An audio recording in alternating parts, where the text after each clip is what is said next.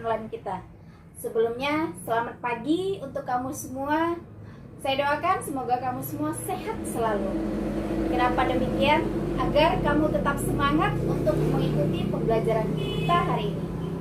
Pada pembelajaran sebelumnya, saya sudah menjelaskan tentang waktu, kesinambungan, perubahan, dan kronologi. Dan untuk hari ini, saya akan sedikit mengulang tentang kronologi. Kamu tahu tidak kronologi persiapan kemerdekaan Indonesia? Harus tahu, karena itulah tugas kamu minggu semalam. Saya akan sedikit menjelaskan bagaimana kronologi persiapan kemerdekaan Indonesia. Kronologinya adalah pada saat tanggal 6 dan tanggal 9 Agustus 1945, dua kota utama Jepang dibombardir oleh Amerika Serikat, Hiroshima dan Nagasaki.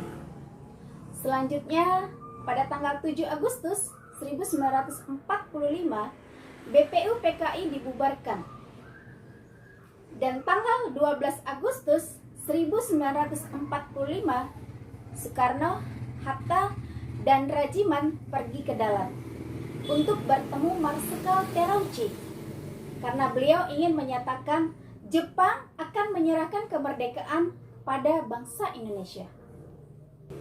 Pada tanggal 14 Agustus 1945, Sultan Syahrir dan semua golongan muda mendesak Soekarno dan Hatta untuk segera memproklamasikan kemerdekaan Indonesia.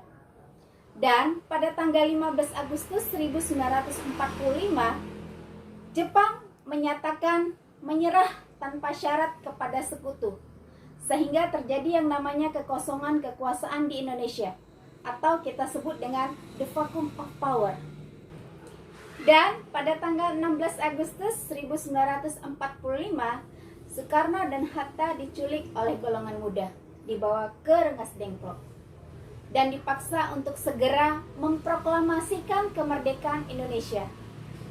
Sehingga pada malam harinya, Soekarno dan Hatta dibawa kembali ke Jakarta dan berkumpul di rumah Laksamana Maida untuk melakukan persiapan proklamasi kemerdekaan Indonesia. Tanggal 17 Agustus 1945, tepat pukul 10 pagi, teks proklamasi kemerdekaan Indonesia dibacakan oleh Soekarno dan Hatta di depan rumah Presiden Soekarno di Jalan Pegangsaan Timur nomor 56 Jakarta. Nah, itulah jawaban dari tugas kamu minggu lalu. Dan untuk materi minggu ini masih di pembelajaran bab kedua dan masih pada sub materi yang sama. Namun pokok bahasan untuk hari ini adalah tentang periodisasi. Dan tujuan pembelajaran kita hari ini adalah supaya Anda semua dapat menjelaskan apa itu periodisasi, apa tujuannya, dan apa manfaat dari periodisasi.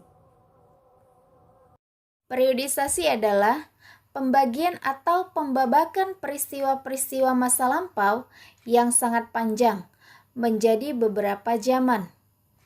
Peristiwa-peristiwa pada masa lampau itu dikelompokkan menurut sifat, unik, dan bentuk. Pada umumnya, periodisasi sejarah ini didasarkan pada suatu kejadian yang memiliki sifat aktual atau pada momen-momen tertentu. Periodisasi digunakan agar bisa mempermudah pemahaman dan pembahasan akan sejarah kehidupan manusia. Tujuan dan manfaat periodisasi: 1. Memudahkan dalam mendapatkan suatu gambaran tentang kejadian peristiwa seluruhnya. 2. Menyederhanakan kisah sejarah yang panjang dan rumit. 3. Memenuhi persyaratan sistematika ilmu pengetahuan. 4. Sebagai dasar penyusunan cerita sejarah. 5. Mengetahui peristiwa sejarah secara kronologis. Salah satu contoh periodisasi menggunakan urutan dinasti adalah yang terjadi di Cina, yaitu 1. dinasti Shang. 2. Dinasti Zhou. 3. Dinasti Qin. 4. Dinasti Han.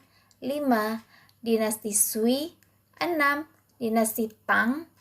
7. Dinasti Mongol. 8. Dinasti Ming. Dan 9. Dinasti Manchu. Berikut adalah contoh periodisasi pembabakan sejarah Indonesia. Saya hanya akan membagi dalam 3 zaman. Yang pertama itu adalah zaman demokrasi terpimpin, yang dimulai pada tahun 1959 sampai 1966. Yang kedua, zaman Orde Baru, yang diawali pada tahun 1966 sampai 1998. Dan yang ketiga adalah zaman reformasi, berawal pada tahun 1998, ditandai dengan diturunkannya Soeharto menjadi Presiden kedua Republik Indonesia. Perhatikan 2 gambar yang ada di depan kamu.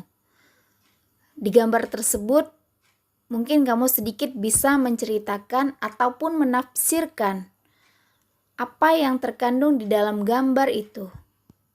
Berikut adalah contoh periodisasi sejarah Indonesia ataupun periodisasi dalam sejarah yang ada di dunia.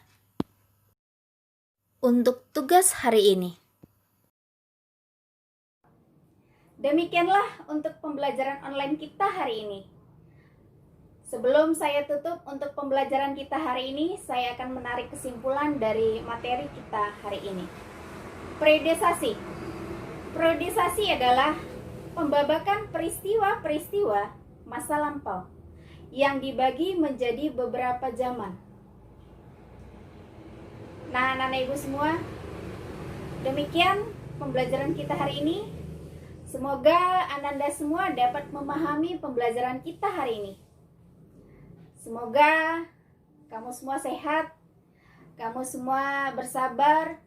Jangan lupa tetap beribadah, tetap berdoa supaya polemik ini cepat berakhir dan kita semua dapat kembali ke sekolah.